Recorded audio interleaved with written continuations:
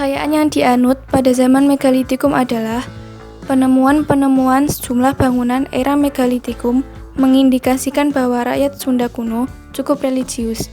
Sebelum pengaruh Hindu dan Buddha tiba di Pulau Jawa, masyarakat Sunda telah mengenal sejumlah kepercayaan seperti terhadap leluhur, benda-benda angkasa, dan alam seperti matahari, bulan, pepohonan, sungai, dan lain-lain. Pengenalan terhadap teknik bercocok tanam dan beternak membuat masyarakat percaya terhadap kekuatan alam. Untuk mengungkapkan rasa bersyukur atas karunia yang diberikan oleh alam, mereka lalu melakukan upacara ritual yang dipersembahkan bagi alam. Karena itu, mereka percaya bahwa alam beserta isinya memiliki kekuatan yang tak bisa dijangkau oleh akal dan pikiran mereka. Dalam melaksanakan ritual atau upacara keagamaan, masyarakat prasejarah itu berkumpul di komplek batu-batu besar seperti punden berundak, menhir, sarkofagus, dolmen, atau kuburan batu. Bangunan-bangunan dari batu ini banyak ditemukan di sepanjang wilayah Jawa bagian barat. Kehidupan yang serba tergantung kepada alam membuat pola hidup yang bergotong royong dalam melakukan persembahan atau penyembahan terhadap roh leluhur maupun kekuatan alam. Masyarakat prasejarah ini melakukannya secara bersama-sama. Yang memimpin upacara itu adalah mereka yang berusia paling tua atau dituakan oleh masyarakat. Pemimpin inilah yang berhak menentukan kapan acara sedekah bumi dan upacara-upacara religius lainnya dilakukan.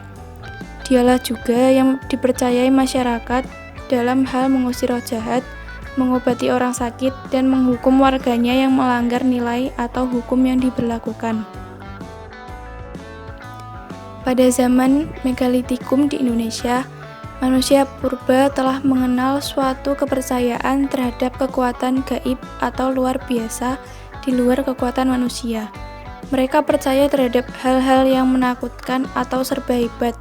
Selain itu, mereka menyembah nenek moyangnya. Kadangkala kalau melihat pohon besar, tinggi dan timbun, manusia merasa ngeri. Manusia purba ini kemudian berkesimpulan bahwa kengerian itu disebabkan pohon itu ada makhluk halus yang menghuninya. Begitupun terhadap batu besar serta binatang besar yang menakutkan. Kekuatan alam yang besar seperti petir, topan, banjir, dan gunung meletus dianggap menakutkan dan mengerikan sehingga mereka memujanya. Selain memuja benda-benda dan binatang yang menakutkan dan dianggap gaib, manusia purba juga menyembah arwah leluhurnya.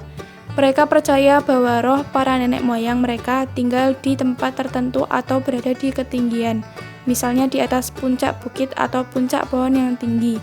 Untuk tempat turunnya roh nenek moyang inilah didirikan bangunan megalitik yang pada umumnya dibuat dari batu inti yang utuh, kemudian diberi bentuk atau dipahat. Bangunan megalitik hampir semuanya berukuran besar.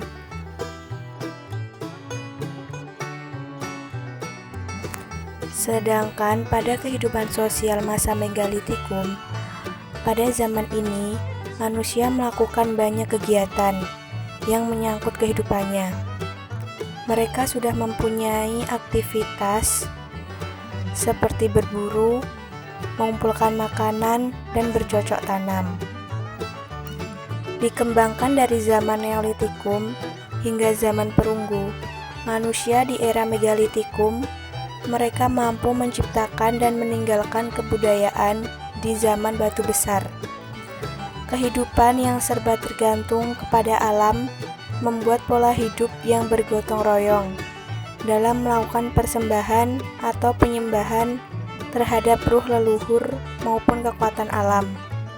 Masyarakat prasejarah ini melakukannya secara bersama-sama. Kehidupan ekonomi pada masa Megalitikum yaitu alat-alat yang digunakan masih berbahan dasar batu. Sedangkan teknologi yang digunakan pada masa Megalitikum yaitu dolmen. Dolmen adalah meja batu yang digunakan sebagai tempat sesaji atau pemujaan terhadap nenek moyang yang berfungsi sebagai penutup sarkofagus. Kubur batu. Kubur batu adalah peti yang digunakan sebagai tempat menyimpan jenazah yang terbuat dari batu. Daerah yang banyak ditemukan kubur batu diantaranya Bali, Pasemah, Wonosari, Cepu, dan Cirebon. Sarkofagus. Sarkofagus juga merupakan peti yang digunakan untuk menyimpan jenazah. Hanya saja, bentuk dari sarkofagus seperti palung atau lesung yang terbuat dari batu utuh dan telah diberi penutup. Punden berunda. Punden berunda adalah bangunan yang berteras-teras yang digunakan sebagai tempat pemujaan roh nenek moyang. Menhir. Menhir adalah sebuah batu besar tunggal yang bentuknya seperti tiang atau tugu. Fungsinya sebagai tanda peringatan arwah nenek moyang. Arca atau patung. Arca atau patung adalah batu yang berbentuk binatang atau manusia untuk melambangkan nenek moyang serta digunakan sebagai pujaan.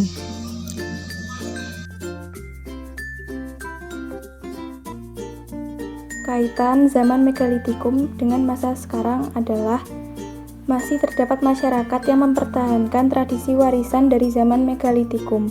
Hal ini masih dipertahankan oleh masyarakat Alang Asaude di Pulau Seram, Maluku. Tradisi yang masih dipertahankan oleh masyarakat Pulau Seram secara umum adalah penggunaan dolmen dalam upacara adat maupun pengangkatan raja. Biasanya dolmen diletakkan di dalam komplek Paileo yang merupakan rumah adat orang Maluku atau di tengah-tengah kampung. Dolmen tidak pernah dijaga khusus, tetapi tidak pernah ada yang sembarangan mendekati atau melakukan aktivitas di dekatnya, karena benda tersebut memiliki nilai magis tersendiri bagi masyarakat setempat. Walau masih mempertahankan tradisi dan budaya lama, mereka tetap menjalankan agama dan keyakinannya yang sekarang dengan baik.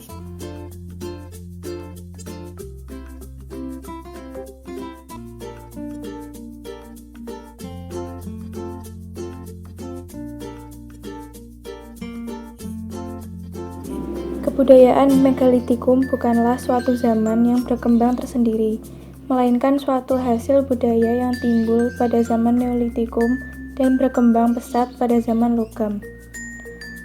Yang pertama, menhir.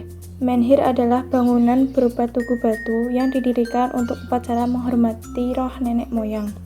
Sehingga bentuk menhir ada yang berdiri tunggal dan ada yang berkelompok, serta ada pula yang dibuat seperti punden berunda-unda. Yang kedua, punden berunda. Punden berunda adalah bangunan dari batu yang bertingkat-tingkat dan fungsinya sebagai tempat pemujaan terhadap roh nenek moyang yang telah meninggal. 3. Dolmen. Dolmen merupakan meja dari batu yang berfungsi sebagai tempat meletakkan saji-sajian untuk pemujaan. Di bagian bawah dolmen dipakai untuk meletakkan mayat agar mayat tersebut tidak dapat dimakan oleh binatang buas. Yang keempat, sarkofagus. Sarkofagus adalah keranda batu atau peti mayat yang terbuat dari batu. Bentuknya menyerupai lesung dari batu utuh yang diberi tutup. Yang kelima, peti kubur. Peti kubur adalah peti mayat yang terbuat dari batu-batu besar. Kubur batu dibuat dari lempengan atau papan batu yang disusun persegi 4 berbentuk peti mayat yang dilengkapi dengan alas dan bidang atasnya juga berasal dari papan batu. Yang keenam, arca batu. Arca atau patung-patung dari batu yang berbentuk binatang atau manusia. Bentuk binatang yang digambarkan adalah gajah, kerbau, harimau, dan monyet. Yang ketujuh adalah waruga. Waruga adalah peti kubur peninggalan budaya Minahasa pada zaman megalitikum.